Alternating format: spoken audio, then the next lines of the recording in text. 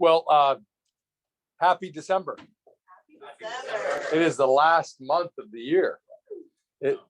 Has this year gone by fast for anybody? Yes. Not fast enough. Well, let me tell you something. The older you get, the less you want time to pass by quickly. You appreciate each day more and more. But what is interesting is that the older you get, the faster time goes by. I had a friend who has a degree in physics, and he explained to me, he said, it's actually, from our perspective, it's really true. It really does. It's not just our imagination. Because if you think about it, if you're 5 years old, 1 year is what percent of your life? It's 20%. It's 1/5, right? But if you're 52 years old, 1 year is what percentage of your life? 1/52nd, which if you do the math, what is that? 1 as a percentage of 52. What is it? Just somebody do the math quickly. What is 1 divided by 52? 1 divided by 52. It's 0.0192. 0.0192. So it's like it's less than 1%, rounded up, I guess 2%. So it's what is that? 10 times less valuable, I guess, in terms of the total quantity of time of your life. So when we say time goes by faster, it seems to, Gabriel, the older we get, it's because remember when you were a kid and you were waiting for Christmas and it seemed like it took forever, right? And even the days leading up to it, it seemed like it took forever. And then the worst day, of course, was the day after Christmas, because you knew you had to wait another 365 days to get to it, right? And now it seems like it just goes by just like that, right? So it's very interesting. Which, it leads me to the thing that I want to talk about. We should never take time for granted, and our time here is limited, and I think that it's a gift. But let me ask you this question. What would you say from your perspective is the single most important factor to your success in life? And however you define success, whether we're talking about relationships, we're talking about our health, or we're talking about our business, what do you think is the single most important factor to your success? And there are many factors, but in my opinion, there's one that is the single most important factor. What would you say that it is? Activity or feeling? Okay. Whatever. You tell me what you believe that the answer is. Because, okay. So Lewis says fulfillment, consistency, mental clarity, activities. Okay. Jesus, what would you say? What do you think the single most important factor is to your success? It's foundational. My health. Lewis, think about that. Foundational. You kind of touched on it, and you touched on it. My health. Your health. Okay. What kind of health? I'm giving you a hint. Okay. Yeah, BJ said your mental health. You said activities, and what was the other? Did you say? Myself. Yeah, you said two things. You said activity or what? What did you say? Oh, yeah, but initially you asked me the question. You said So activity. I said, was it a feeling? Oh, feeling. Yeah, feeling. I like that word. What was the word you used? Mental health. But I like what Lewis said. The feeling. The single most important factor that will affect your success in life in any of those three categories, your relationships, your health, or your business or finances, will be the way in which you feel. And what dictates the way you feel? Think about that. Say it, BJ. Your mindset, what you think.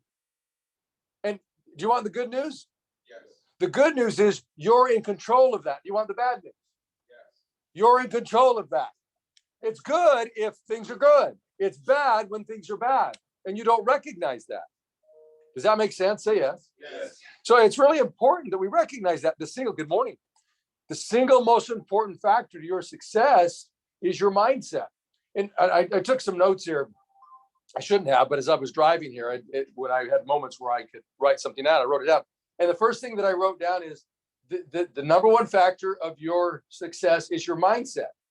And then you've heard me say this many times, that mindset is a what? Is a skill set, which implies what? If it's a skill set, it implies what? That you can practice it. And anything that you can practice, Jesus, you can what? Control. You can control. In other words, you can get better at it. Did you just hear that? Yes. So how many of you, let's be honest, how many of you woke up maybe not on a scale from 1 to 10, 1 meaning absolutely unpowerful, negative thoughts. 10 meaning absolutely powerful, unstoppable, Wonder Woman, Superman. How many of you woke up not feeling an 8, 9, or a 10? Be honest. Okay, so BJ is super honest. He puts up both hands.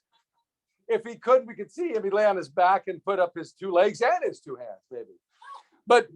But do we not wake up at times and not feel so powerful? Yeah. Right? Here's what I want you to recognize and understand is that you're in control of that. You know, we will say, well, it's because this or that happened, and we assign blame or at least assign responsibility to those things. That's a very dangerous thing to do. Why is it dangerous? Why is it dangerous to assign blame to the way we feel on the actions of others or events that occur in our life? Why? Okay, a victim mentality, which means that what? You give up what? Not taking any responsibility, you're giving up the control. You give up control. I want you to think about that. So when you recognize that mindset is a skill set, right? It means that you have the opportunity to take what? Take control. So my question for you is, are you in control? Yes. Okay. In order to be in control, you have to, let me ask you a question. How often do you take a bath? And please, whether it's not the case or it is, just go ahead and say at least once a day. Yeah. Daily. You do it once a day, right? Right? How many times do you brush your teeth a month? It was a trick question. Yeah. Daily, right? Multiple times daily, probably, right? Well, why is that? Because over time, things get what? They get sullied, they get degraded, they get off what? Off track. You want your teeth to be white, don't you? You want your skin to be clean and fresh and smell good, right? Don't you want your brain to be clean? Don't you want it to be fresh, right? Don't you want it to be capable of offering to you the resources that you need to deal with the challenges that life will throw at you? Because life is going to throw at you challenges. Every day that you're awake, it's going to throw challenges at you. It's not a question of if it will, it's only a question of how often and how significant the challenges will be. And the question then is, how powerful are you going to be? What version of yourself are you going to bring to those challenges to overcome them? Does that make sense? So I want you to write this down. Your self-worth determines your net worth. Your self-worth determines your net worth.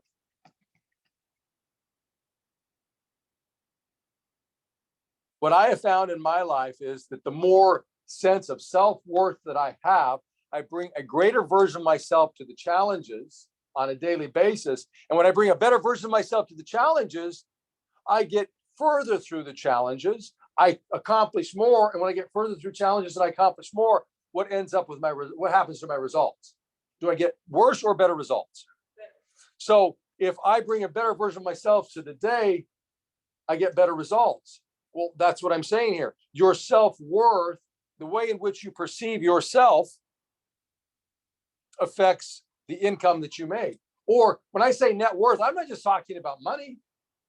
Because how do you determine your net worth? I remember there was a day when I used to look at my net worth simply, Amelia, as how much money I had in the bank. And then when I lost all of that, then I was left with nothing. And I thought, really? So I'm nothing. That's a dangerous game, right? So self-worth just isn't about money. It's also about the relationships that you have. Number one, I believe, with yourself and God, which in my opinion are inseparable, right? And then number two, everybody else in the world. So when I say self-worth and I talk about net worth, I'm not just talking about money. I'm talking about net worth in terms of your mental, physical, emotional, spiritual health, your net worth in terms of your relationship to yourself and with God, and of course, your relationship with money. And since we're talking about real estate, we're talking about business, most people have a horrible relationship with money. I believe that they have a very poverty-minded relationship with money. Poverty is a very difficult thing. It's a lot of work. It's exhausting. And when I say poverty, I'm just talking financially. I'm talking about poverty in terms of our self-worth, in terms of how we perceive ourselves. Have you ever been there where you don't have a lot of self-confidence? You don't see a lot of self-worth. I think we've all been there if we've been on the planet long enough, right? So recognize that you can take control of that. So the question that I wrote down is, ever meet someone who is highly successful who has low self-esteem? Right, you can, can't you? Right. Nobody's impervious to it. Right. But what we know about somebody who is highly successful, they reach a very high level in their whatever it is, whether it's a parent, right? Or it's a professional athlete or a real estate sales professional, a top producer. What we know is that more consistently than not, they tend to build and maintain their what? Their sense of what? Better than the average person. So it's not that, see, when you wake up one morning, you don't feel that great sense of self-confidence as powerfully as you did maybe yesterday or a week ago when you were in the zone. Well, the thing that we need to recognize is that makes us what? Makes us normal. It's we're human. But here's the thing. I don't want, you can be normal and you can be human, but I don't want you to be average. I want you to be abnormal. I want you to be above average. And abnormal people, above average people, recognize that mindset is a skill set, that self-worth is the most powerful thing, and that you can control that. So then the obvious question is, well, John, what do I do to build and protect it? How do I build my sense of self-worth, my self-confidence? Isn't that really the question? Yes. And the things that I'm going to just list with you, and we're not going to talk a great deal about them. I'm going to give you a quick thought on each of them. You already what? You already know it. It's not a question of you know it. It's really a question of whether you are what? It's even, you're capable of doing it. It's, are you just simply what? What's another word for practicing it? When I say Nike, what do you think? Just do it. Are you just doing it? Because it's not a mystery. The question is, are you willing to do the hard work consistently every single day to build and protect it? Because it's not easy, is it? It's not. But is it necessary? If you want to be abnormal and you want to live an extraordinary life, if you don't, if you want to be average, then of course don't do it. But poverty is a lot of hard work. Isn't a difficult relationship hard work? Isn't being in poor mental or physical health hard work? Isn't not having enough money hard work? Right? So you're going to do the hard work some way, somewhere. So why not do the hard work in terms of maintaining and building your mental and emotional health? Right? Say yes. Yes. So, John, can I say yeah, something? please go ahead. I mean, if both are hard, I just remember saying, well, choose what hard you want. Right. You get to choose. It's hard to be down here in poverty, so just choose your heart. Yeah, what was it that Jim Rohn said about that? He said you get to choose the what? What was it? Anybody remember? I don't remember. It was like the pain of Regret. Yeah, the pain of regret or the pain of success. Right? I mean, either way, you're going to pay. You're going to pay. It's like somebody using a credit card to pay for things that they want today that they don't have the cash for. There was a quote that I seen recently said, if it's good, it's wonderful. If it was bad, it's experience. Right. Yeah, what a great perspective. So I wrote this question down and I said it earlier. The question is, how do we build and protect it? So how do we build and protect it? I want you to write down 5 things. Read. And then the second one is watch. The third one is listen. So read, watch, listen. And then the fourth one is associate. And then the last one is participate. So read, watch, listen, associate, participate. Read, watch, listen, associate, and participate.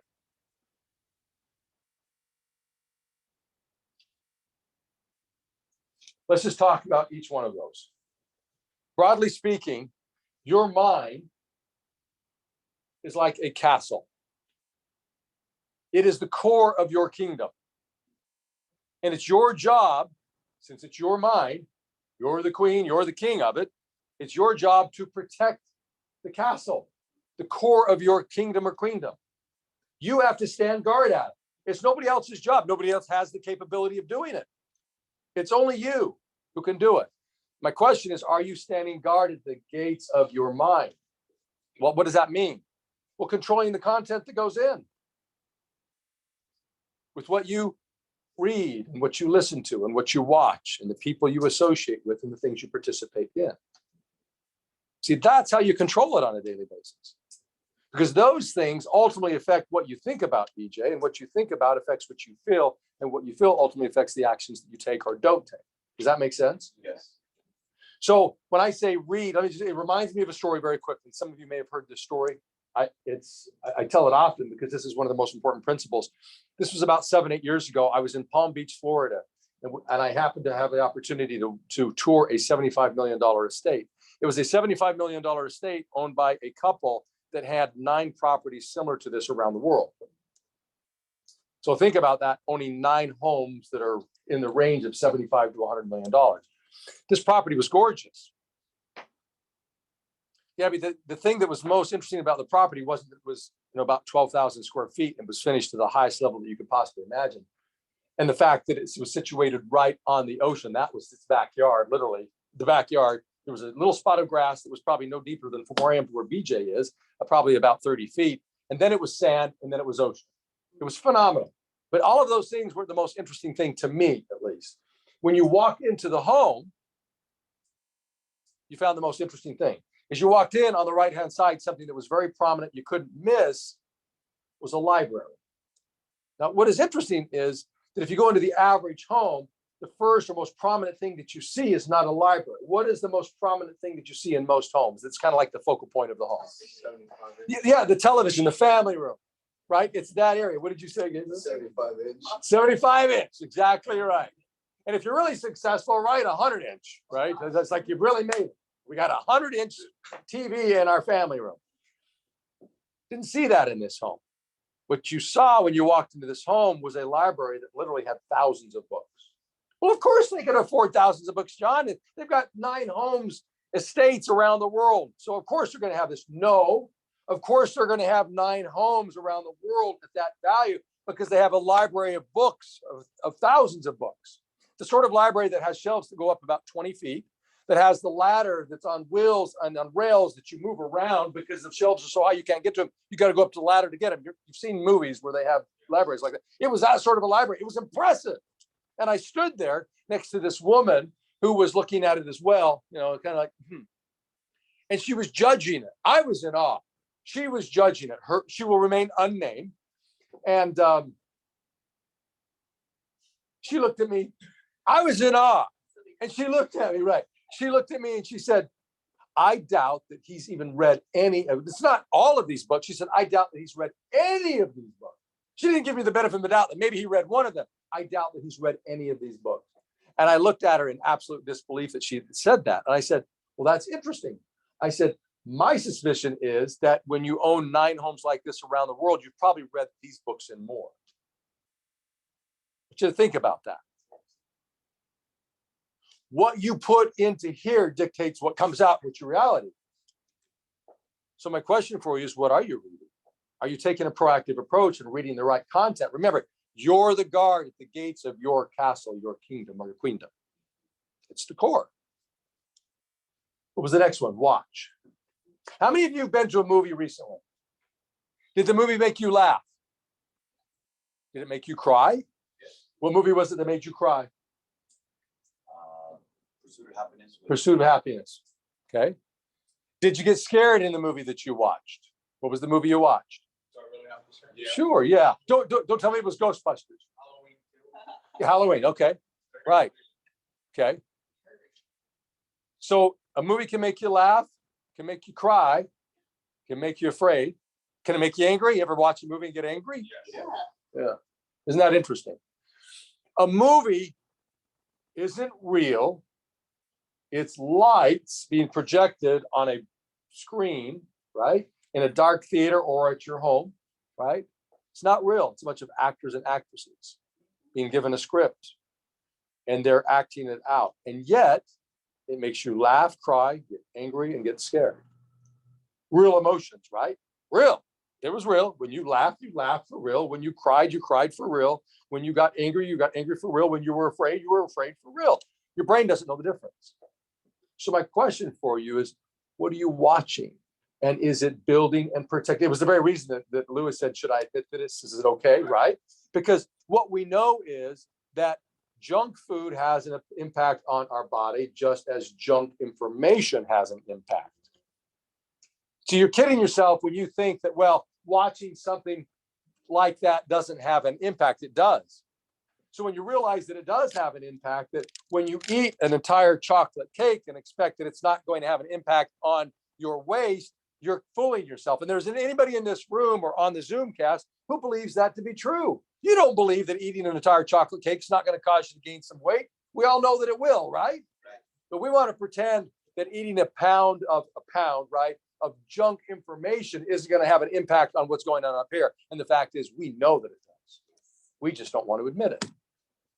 Because see, most people are oriented towards tension relieving activities and not goal achieving activities. And protecting the information that you put into your brain by what you read and what you watch is goal achieving. Tension relieving is consistently putting things that don't build and protect your mindset in because you simply want to escape what's going on. Does that make sense? Yes. So the next word was listen. How many of you have ever listened to a song, not intentionally, it was somebody else played it, it was in a store, an elevator, restaurant, department store, you heard the song and you found yourself whistling the song, singing the song, uncontrollably, just like, oh my heavens, why am I doing that? Oh, they were playing the song. Have you ever done that with the song that you don't like? Have you ever found yourself whistling or singing a song that you don't like? Come on, I have. I mean, I have to say, I'm sorry if there are any Beatles fans in here. I'm not a fan of the Beatles. And yet I'll hear a Beatles song and I'll find myself whistling or singing the song. Why am I doing that? I don't like the Beatles. And you can say, John, how could you not like the Beatles? Well, that's another conversation. Okay. But what I'm here to say, and my point is what? That what you listen to, it has an impact.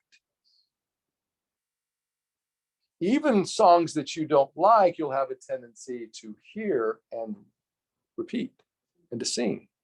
Your brain turns on it over and over again. I remember when I was in college. And what time is it over there? 8:35. 5 minutes and we're done, including the affirmations. I remember when I was in college, I was a crammer when it came to testing. I didn't study the days or the weeks leading up to it. I crammed, which meant that the night before I would sit down and I would hurriedly read through the chapters and the notes that I had taken during. Lewis is shaking his head like, yeah, I used to do that too. Amen, brother. I would read through all that stuff and cram, and I would stay up until 2 or 3 o'clock in the morning. And then, of course, you had to get some sleep because you couldn't go without sleep and actually do well on the test. Like that was my philosophy. That was my formula. So I'd sleep for a couple of hours and then get up and study for a couple more hours and then take the test. But what was interesting, and my point is relative to this particular juncture in the conversation, is that while I slept, guess what I dreamt about? What I studied. And it was aha for me. What I realized is whatever I put into my brain just before I went to bed was what I dreamt about. And it was very powerful when I put the right information into my brain, because as I went to sleep, as I was studying for those econ exams, that even though I was asleep, my brain was still working on all of those formulas and theories. I was still studying. It was fantastic. I'd wake up and there was greater clarity, a greater understanding. It was more, it was etched deeper into my brain because my brain continued to work on it. But then I also realized that, that if I put negative stuff into my brain before I go to bed, my brain turns on that information. So I just want you to think about that. What you read, what you watch, and what you listen to, especially before you go to bed or when you first get up in the morning, has a very direct impact. It was so interesting because I'd listened to Jim Rohn and then Les Brown, and then Amelia sent me a video audio compilation of Tony Robbins. It was like a 22-minute or something compilation of some of Tony's best presentations. And so what is interesting is that already this morning I've listened to Jim Rohn, to Les Brown, and to Tony Robbins, because what I recognize is that I'm susceptible to the same challenges that you are, BJ, that I can wake up and feel very negative and feel not so powerful. And I have to take control of that.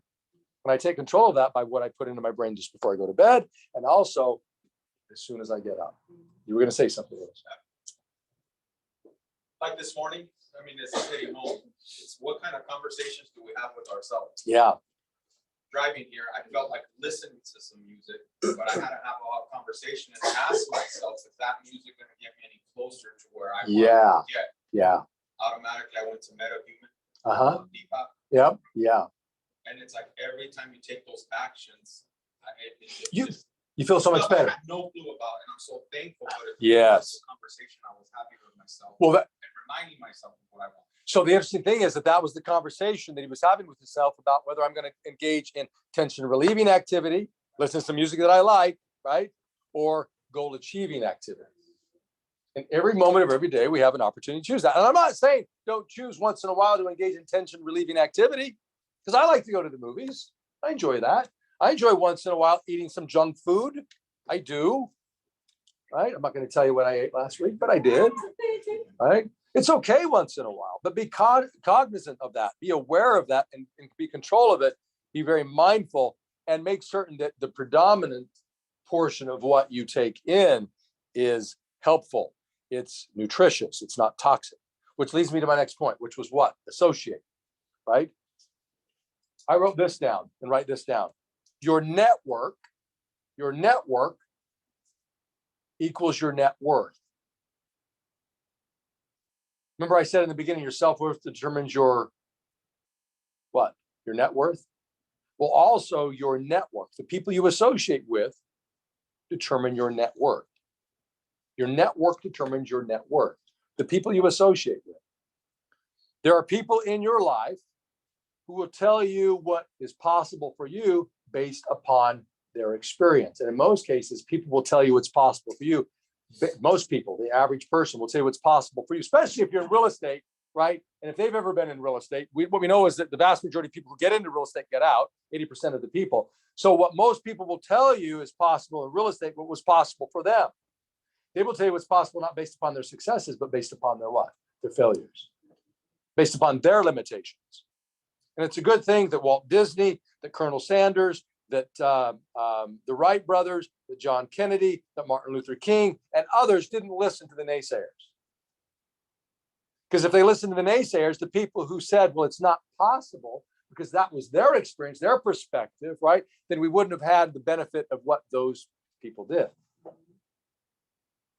So be very mindful. Ask yourself this question: are the people in my life, are they nourishing me, or are they toxic?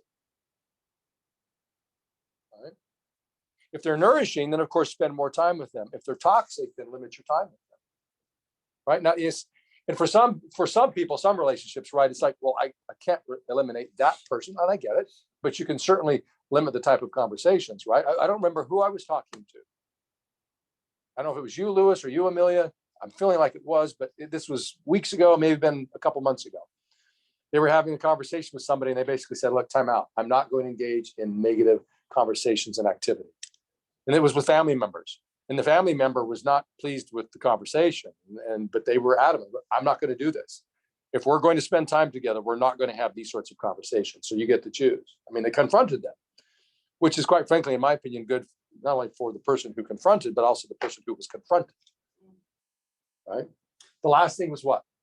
Participate. Remember that the things that you participate in, I wrote this down. Positive energy promotes positive energy, right? I want you to think about this. If we were to take a milk jug that is empty and we were to smash it and force all of the air outside of it and then screw a lid on top of it and put it down, what would happen to the milk jug? Would anything happen to it with the lid on it? And the answer is no. Why? Well, there's no air, right? What happens is that in physics, basically, that any void, nature wants to fill it. And the most immediate thing that nature wants to fill the void with is with what? With air. And if air can't get into it, then of course the other thing that it tries to fill it with is what? Water, right?